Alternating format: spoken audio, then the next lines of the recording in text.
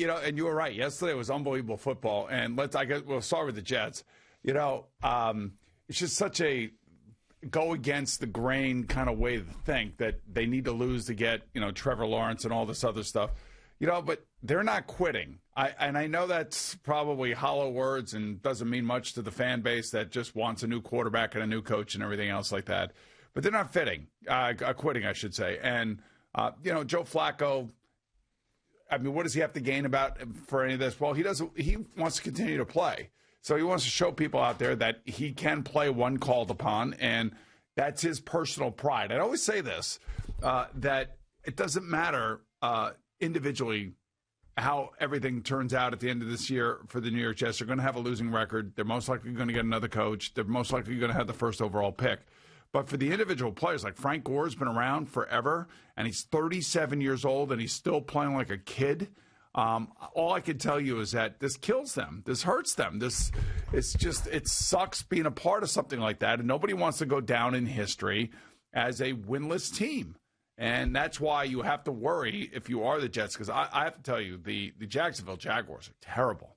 And, Gardner Minshew's not playing for them. They got this kid, Jake the Snake Luton, playing for him. And he's got no chance playing against these top-end defenses. And, I don't know when you look at the rest of these schedules where, a team could trip up and lose to the Jets. It's like the Jets don't get going in the beginning of the game. And then when you sit there and you watch Justin Herbert, you say to yourself, man, I want that guy playing quarterback for me some way.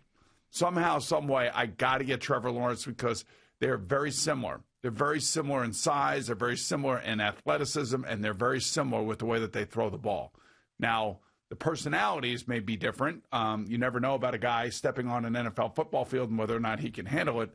I would think that Trevor Lawrence, much like Justin Herbert, is a guy who can absolutely handle it. And that's why everybody is so goo-goo and gaga over him, because they believe that he is a can't-miss player. So, that's what you have to hope for, I guess, if you're a Jet fan, and it goes against everything that we are as fans to root for your team to lose. Sure, but Jet fans have been through a lot. It's been a long time. It's been embarrassing football. These last couple of years have been really, really tough for them. So it's like, all right, if you're going to be the worst team in the game, be the worst team in the game. This is a good year to be the worst team in the game because you got one of these can't-miss guys. I think that the best of both worlds would be that if the Jaguars won another game, if they gave you a little breathing room, and then even if the Jets won a game, then you'd have 2-14, 1-15, and you wouldn't have that 0-16 thing hanging on you for the rest of the time, and those players don't have to deal with that. That would be the perfect scenario. But after watching the Jaguars yesterday, I know they played Green Bay tough in a bad weather game,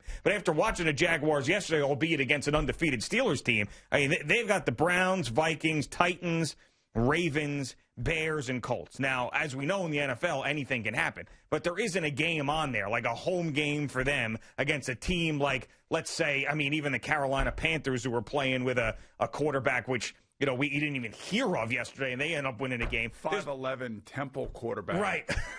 P.J. Walker, who was an XFL star, right? Yes. So, there's not a game there where you're saying, okay, well, the Jaguars are going to win. It's scary because you can't go through this season and not get Trevor Lawrence. The only Band-Aid for what the fans are going through is the fact that Trevor Lawrence is the prize on the other side. Imagine going through this embarrassing year and not getting him.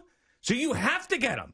And that's why being 0-16 locks it up. So get over it if you have these conflicted feelings, because there's nothing worse in the world than going through a season like this and then bricking the first-round draft choice because you missed out on the guy that you knew was going to be a lock. Yeah, but those players right now do not care about that. I'm telling you. Oh, they don't. Yeah, we know that. They never hear about it, of course, because, social media and because of pregame shows and because of shows like this, they'll hear about it, they'll be inundated by it, and they'll try to do everything they possibly can to make it not happen. That would probably be like the last little oomph to the fans if the Jets somehow win 2 games and they go on and lose the first overall pick.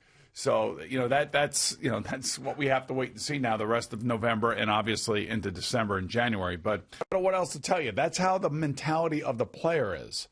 The fan is a different story. The fan, they want Trevor Lawrence. That's it. We got to lose. Yeah, I actually like what they have on offense with those 3 wide receivers healthy and out on the field, being Mims, Perryman, and Crowder. I think that's a nice start. I don't know if they want to keep those guys or not. The two, obviously, Mims is going to be here. Really, the problem with the Jets, if you're thinking, do they win a game or not, is the defense is just filled with young players that probably would not be starting on any other team. That is the biggest issue. But are getting valuable experience, especially the young players that may have a chance to stick after this year. The experience is, and this week, they're going to give Miami a game. Yeah, I mean, I would have liked Miami to still be on that winning streak if I'm a Jets player that wants to win a game, because this is now going to be like, I could see them coming out and just rolling all over them after a really bad performance against the Broncos. I don't know about that. I could, man. They were playing great football. They were one of the hottest teams in the NFL prior to that dud against the Broncos. The Broncos at 20 points, I say, and Tua didn't play great. So, yeah, I mean, the Broncos' defense, too, has not been good at all. I mean, they've been giving up like 30 points almost every single week, and I really thought that the Dolphins' offense was going to put up another big number. They did not. And that was one of the biggest shocks to me all day yesterday, really, that game, because the Dolphins looked great. So, I mean, it's so hard to predict that the Jets are going to have success against anybody. It really is hard to do that. You know, the only argument that you have is anything can happen in the NFL. You know, maybe, and even with Sam Darnold, if he does come back and play, I don't know what he's going to look like. I don't know. I mean, there's examples in his career where he's come back from injury in the second half of seasons and played well. Could you imagine he comes back and they win like 5 out of the last 6? No shot with that defense. None. But that would be an unbelievable thing. Just to F up everything for them. I think Gase stays. Good. I mean, there was no way that the Jets should have scored that last touchdown. It made no sense. I mean, this is why the Chargers blow games all the time, is because they make stupid decisions, like they've got the ball with a minute something to go, and they don't, or no, maybe it was like 3 minutes to go, rather, in the Jet game. And they throw the ball 3 times. Yeah. So the Jets don't even use any timeouts. Like, what are you doing? And very similar with the Colts. They're throwing the ball and getting penalties, and the Packers still have timeouts sitting there. Doesn't make any sense. I don't understand it. I understand being aggressive and not wanting to just sit back, but those are 2 instances yesterday where the coaches, I thought, were outthinking themselves. All respect due to your best friend. No, I know that. But I know still. that. But the only reason that I can come up with is because of who was on the other sideline. That's the only reason I can come up with it. Doesn't it play into the argument even more, though? Watching this Jet game yesterday and listening to the people who bet on the Jets yesterday reacting to the way they were playing in the second half, because at halftime it was like, that 8.5, yeah, man, we blew that bet. Next thing you know, here they are, storming back. And not only are they storming back, the Chargers end up taking a safety at the end of the game, so they don't have to punt it and get it blocked. Yeah, should have never happened, by the way. Should have never happened. Right, no kidding. But it does happen. It's the NFL. Yeah, I know, and I'm watching the this. Chargers. Right, I'm watching this too with an interest, and the fact that they threw the ball 3 times at that spot when the Jets had 3 timeouts was the most idiotic thing I'd ever seen. I mean, and you wonder why they blow every game, the Chargers. The only reason they didn't blow yesterday's game is the Jets are so bad. But if that was a team that had a pulse, they would have blown that game as well. All right. It's really a shame because the quarterback is something special. Oh, yeah. No, he was great yesterday. Had a rough game 2 weeks ago, got back on track this week. I mean, he's on pace for rookie records all over the place. And so Joe Burrow would have been on, probably would have finished with a lot of the records as well. But unfortunately, he gets rolled up on and just not pretty at all. Watching these games yesterday, it really is about the quarterback. I mean, from Deshaun Watson to Aaron Rodgers and Phillip Rivers to last night Derek Carr and Patrick Mahomes. I mean, you watch these top-end guys play, and Deshaun Watson, I know, is on a bad team, and I know they have a losing record.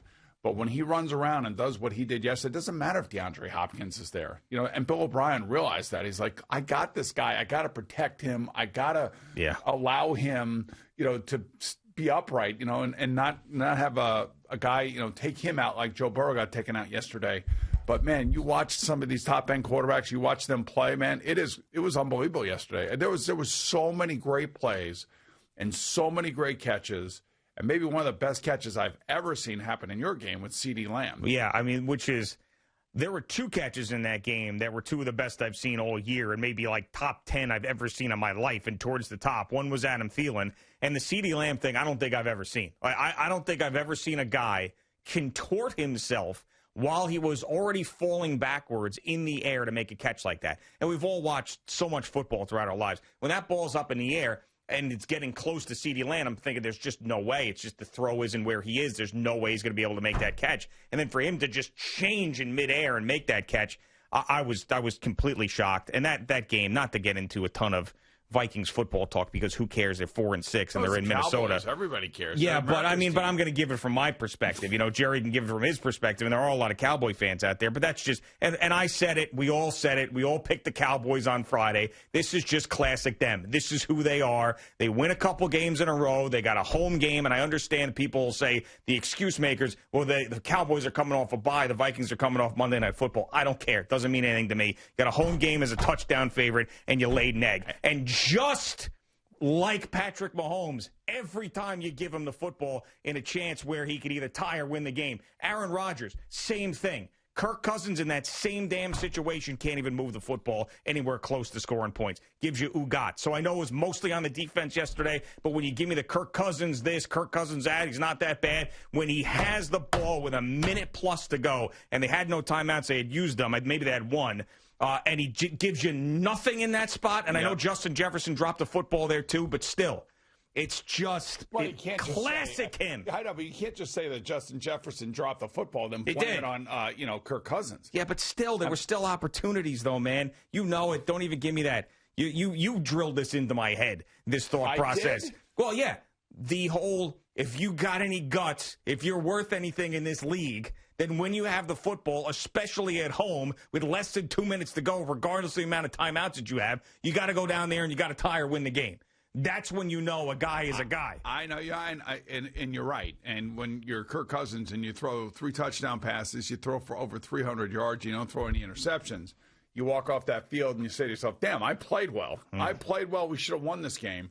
But when you put yourself in the situation that they were in at the end of the game, he's got to do what Patrick Mahomes did. Did we not all believe that Patrick Mahomes was going to go right down the field at the end of the game last night and win the game? Now, he is the best quarterback in the league. He is the top of the top. This is what he does. And he does it week in and week out. And he never, like I told you, 41 games into it, never plays a bad game. Always is on top of his game. And last night it was a shootout between them and the Raiders and was back and forth. And give the Raiders a lot of credit because they can hang with Kansas City. They beat them once, and they gave them all they could handle last night, and it took a final drive by Patrick Mahomes in that offense. Now, how Travis Kelce gets that open on a touchdown play, I have no idea. That's either busted coverage or somebody fell down.